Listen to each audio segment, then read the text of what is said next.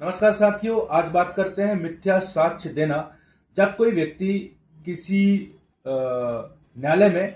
जब वह अवैध है साक्ष्य देने के लिए और वह यदि मिथ्या साक्ष्य देता है तो वह अपराध कायम करता है, अपराध कारित करता है। यह कहा जाता है। धारा 227 BNS 2023 में इसके बारे में बताया है, जिसमें यह कहता है कि जो कोई शपथ द्वारा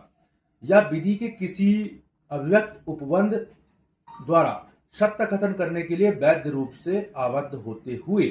या किसी विषय पर घोषणा करने के लिए विधि द्वारा आबद्ध होते हुए ऐसा कोई कथन करेगा जो मिथ्या है, और या तो जिसके मिथ्या होने का उसे ज्ञान है और विश्वास है, या जिसके सत्य होने का उसे विश्वास नहीं है, वह मिथ्या साक्ष्य देता है। यह कहा जाता है। कहने का सीधे तात्पर्य यह है, जब कोई व्यक्ति विधि द्वारा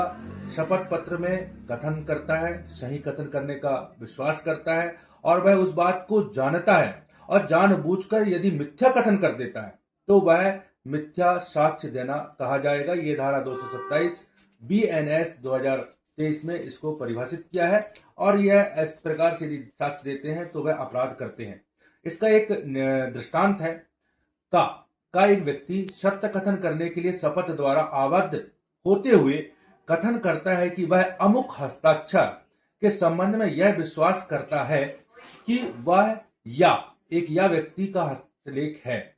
जबकि वह उसके या का कोई हस्तलेख होने का विश्वास नहीं करता है। यहाँ का वह कथन करता है जिसका मिथ्या होना वह जानता है और इसलिए मिथ्या साक्ष्य देता है। सीधे कहने का तात्पर्य है कि एक ए नामक व्यक्ति जो है किसी के हस्ताक्षर जो या नामक व्यक्ति का है उसको पहचानने के लिए कहता है कि मैं उसको जानता हूं, पहचानता हूं, उसके हस्ताक्षर सही है, लेकिन वास्तविक रूप से वह या के हस्ताक्षर को नहीं जानता और इस प्रकार से वह मिथ्या कथन करता है, तो वह मिथ्या कथन कहा जाता है, मिथ्या साक्ष्य देना कहा जाता है। इसी प्रकार से एक और इलिस्ट्रेशन है जो है का शपथ द्वारा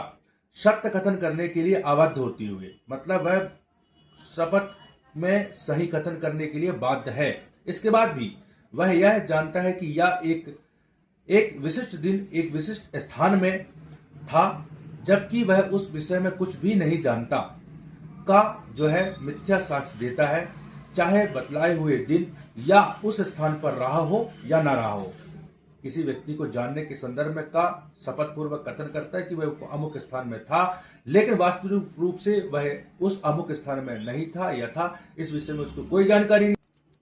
तो इस प्रकार से वह मिथ्या कथन करता है। सावधान रहिए, मिथ्या कथन ना कीजिए।